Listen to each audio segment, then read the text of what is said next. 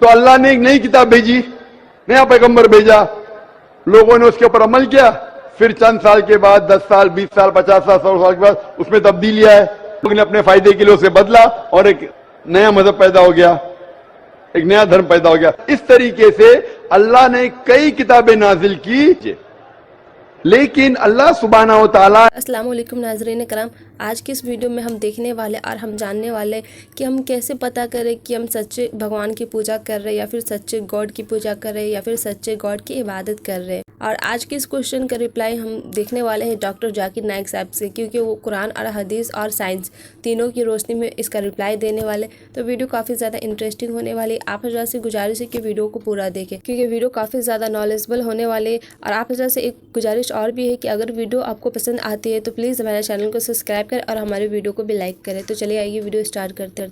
एक ही धर्म भेजा, वो है अमन हासिल करना अल्लाह सुब्हाना व तआला के अहकामात के मुताबिक। और अल्लाह सुब्हाना व तआला ने हर दौर में पैगंबर भेजे, लेकिन जितने भी पैगंबर आए थे वो सिर्फ अपने वक्त के लिए महदूद थे और अपने लोगों के लिए थे। और जब भी पैगंबर भेजे, जब भी किताब यहाँ पे समझने वाली बात ये है कि लोग जैसे इस बुक में चेंजिंग करते गए, वहां से एक नया धर्म का आगाज होता है, नया दीन पैदा हो गया। तो अल्लाह ने एक नई किताब भेजी, नया पैगंबर भेजा, लोगों ने उसके ऊपर अमल किया, फिर चंद साल के बाद 10 साल 20 साल 50 साल 100 साल के बाद उसमें तब्दीली आए, लोगों ने अपने फायदे के लिए उसे बदला और एक नया मजहब पैदा हो गया, एक नया धर्म पैदा हो गया। इस तरीके से अल्लाह ने कई किताबें नाजिल की, लेकिन अल्लाह सुब्हाना व तआला ने आखिरी पैगंबर मोहम्मद सल्लल्लाहु अलैहि वसल्लम और आखिरी किताब, आखिरी वही कुरान मजीद 1400 साल पहले भेजी। लेकिन इसमें यह कहा गया है कि हर कौम में हमने पैगंबर भेजा, हर कौम में, ताकि कोई ये नहीं कह सके कि मुझे पैगाम नहीं मिला। इंडिया में भी अल्लाह ने पैगंबर भेजे हैं, नाम से हम उनका जिक्र नहीं जानते। कि अल्लाह अगर चाहे तो सारे इंसानों को मुसलमान बना सकता है, लेकिन फिर टेस्ट क्या है? अगर टीचर चाहे तो सारे स्टूडेंट को पास कर सकता है, लेकिन टेस्ट क्या? टेस्ट ये वो टेस्ट हो रहा है। अगर कोई भी जानना चाहता है खुदा का तसव्वुर क्या है, सबसे बेहतरीन जवाब दिया गया सूरह इखलास में, सूरा नंबर 112 आयत नंबर 1 से 4। सूरह इखलास सूरा नंबर 112 आयत नंबर 1 से 4। कुल हुवल्लाहु अहद, कहो कि अल्लाह एक है, कहो कि खुदा एक है।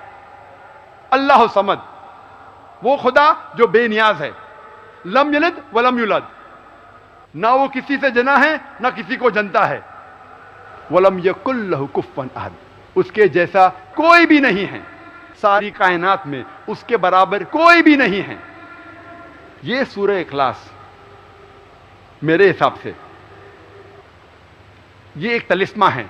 It is the litmus test for theology. Theo means God, खुदा, लॉजी मीन्स स्टडी, खुदा की स्टडी। ये सूरह इखलास एक लिटमस टेस्ट है, एक तलिस्मा है खुदा को पहचानने के लिए। मैं इसे कहता हूं टचस्टोन ऑफ थियोलॉजी। टचस्टोन मतलब वो जौहरी जो पत्थर लेता है ना जांच पड़ताल करने के लिए, सोना कितना खरा है, उस तरीके से सूरह इखलास वो पत्थर है, वो टचस्टोन है जांच पड़ताल करने के लिए कि जिस खुदा की आप इबादत करते हैं वो खुदा सही है कि नहीं। जो भी खुदा में आप मानते हैं उस खुदा को सूरह इखलास के मुताबिक उसका इम्तिहान लो। जो खुदा की आप इबादत करते हैं, जो ईश्वर को आप मानते हैं, उसको परखो सूरह इखलास के वजन पे, टचस्टोन ऑफ थियोलॉजी। अगर वो सफलता पाता है तो वो सही ईश्वर है, सही खुदा है। बिल्कुल राइट पॉइंट है। अगर सफलता नहीं पाता है वो गलत खुदा है, गलत ईश्वर है। मिसाल के तौर पे कुछ इंसान ये मानते हैं कि भगवान रजनीश ईश्वर है। सवाल जवाब पे मौके पे एक वक्त एक हिंदू भाई ने मुझसे कहा कि हम हिंदू नहीं मानते कि भगवान रजनीश ईश्वर है। तो मैंने उससे कहा, मैंने कभी भी नहीं कहा कि हिंदू मानते हैं कि भगवान रजनीश ईश्वर है। मैंने कहा कुछ लोग मानते हैं कि भगवान रजनीश ईश्वर है। आप लोग भगवान रजनीश को जानते हैं क्या नहीं? जानते हैं क्या नहीं? जानते हैं भगवान रजनीश कौन है? हाथ ऊपर करो, कौन जानता है भगवान रजनीश कौन है? माशाल्लाह, अक्सर लोग जानते हैं क्योंकि वो पुणे से वास्ता लगता है। जब मैं बाहर जाता हूं तो कभी कभी लोग को पता नहीं रहता, लेकिन अक्सर लोग जानते हैं क्योंकि बहुत फेमस था। हम अभी देखेंगे कि भगवान रजनीश सही खुदा है कि नहीं, सूरह इखलास के वजन पे। सबसे पहला इम्तिहान, कुल हो अल्लाह अहद, कहो कि अल्लाह एक है। क्या भगवान रजनीश एक है? क्या वो एक ही इंसान है जिसने कहा कि मैं भगवान हूं? इस धरती पे सैकड़ों इंसानों ने कहा कि मैं भगवान हूं, और खुसूसन इस देश भारत में, हिंदुस्तान में हजारों इंसानों ने कहा कि मैं भगवान हूं, कि मैं ईश्वर हूं। भगवान रजनीश ने सिर्फ नहीं कहा, लेकिन एक रजनीश कहेगा नहीं, भगवान रजनीश इज यूनिक, वो अलैदा है, वो हटके है। अच्छे, हम दूसरे इम्तिहान पे जाते हैं। अल्लाह समद, अल्लाह जो बेनियाज है। क्या रजनीश बेनियाज था? हम जब उसकी ऑटोबायोग्राफी पढ़ते हैं, जब हम रजनीश की आत्मा कथा पढ़ते हैं, उसमें लिखा है कि रजनीश को रीढ़ की हड्डी की बीमारी थी, उसको अस्थमा था, उसको डायबिटीज मेलाइटिस थी। आप सोच सकते हैं, ईश्वर को रीढ़ की हड्डी की बीमारी है, ईश्वर को डायबिटीज मेलाइटिस है, ईश्वर को अस्थमा है। तीसरा इम्तिहान, लम यलिद वलम यूलद, he begets not nor is begotten. ना वो किसी को जनता है, न किसी से जना है, ना उसकी कोई औलाद है, ना वो किसी का औलाद है। हम जानते हैं कि रजनीश एक मध्य प्रदेश के शहर में पैदा हुआ, उसके वालिद भी थे और वालदा भी थी।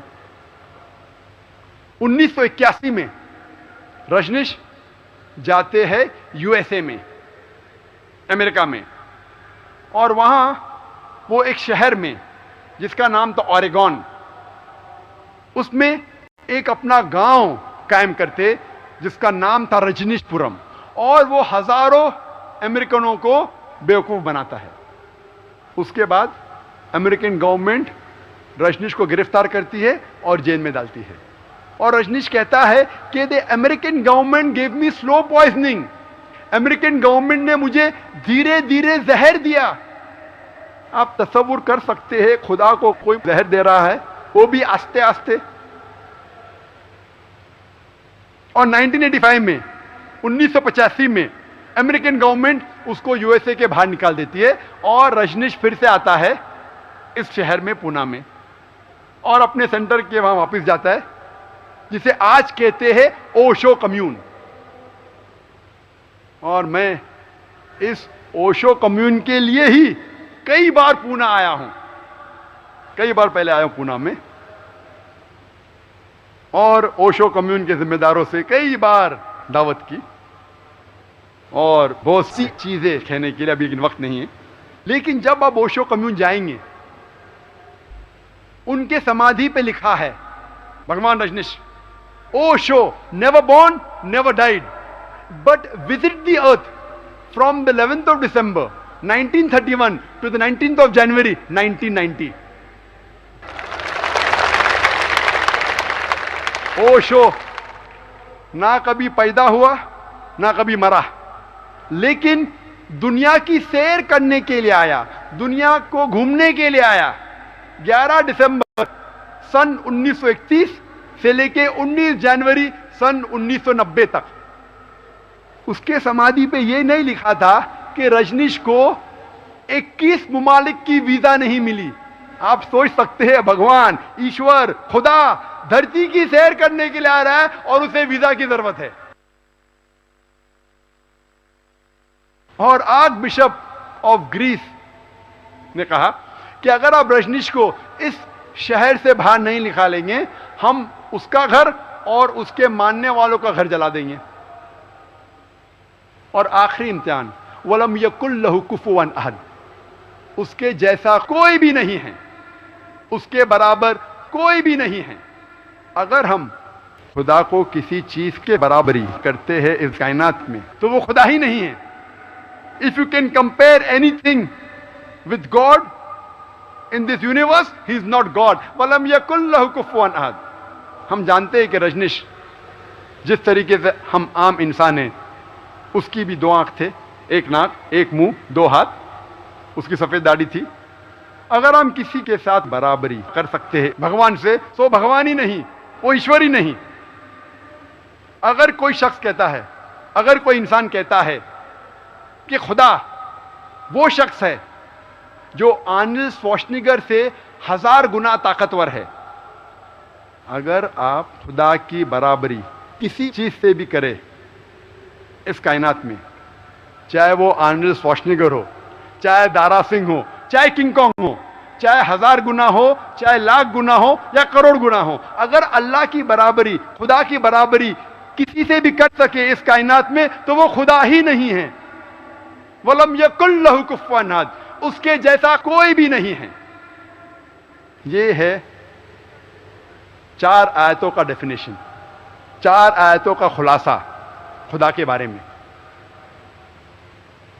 और मेरी दरख्वास्त है कि सारे सामाइन जो है, जो ऑडियंस टेन्स ऑफ थाउजेंड्स, हजारों की तादाद में यहाँ मौजूद है, जो लोग टेलीविजन पे देख रहे हैं करोड़ों की तादाद में, मैं आपसे एक दरख्वास्त करता हूं कि आप, चाहे आप हिंदू हो, ईसाई हो, सिख हो, बुद्ध हो या मुसलमान हो, जो भी खुदा की आप इबादत करते हैं, उस खुदा की जांच पड़ताल करो। उस खुदा को सूरह इखलास के वजन पे उसका इम्तिहान लो।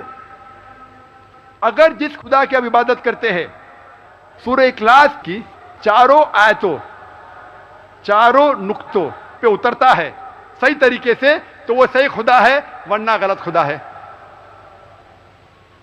जैसा कि हमने वीडियो देखा, वीडियो में एक बात नोटिस करने वाली है कि जो खुदा होता है वो न किसी से जना है और वो न उसने किसी को जाना है। और इसकी सबसे बड़ी तफसील कुरान शरीफ के सूरह इखलास में की गई, जो कि कुरान शरीफ के सूरह नंबर 112 और आयत नंबर 104 में। आप भी चाहे तो इसे रीड कर सकते, पढ़ सकते।